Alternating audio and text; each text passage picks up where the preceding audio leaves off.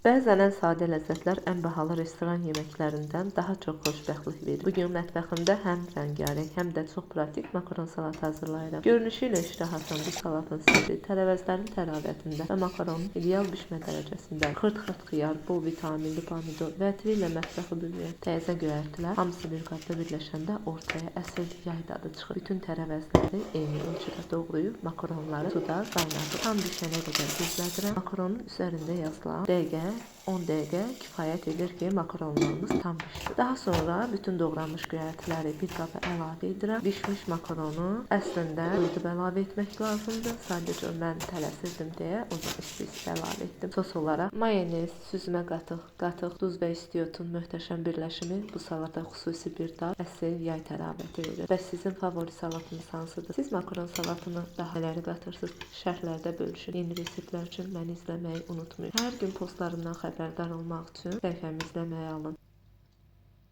İzlədiyiniz üçün təşəkkür edirəm. Hələlik.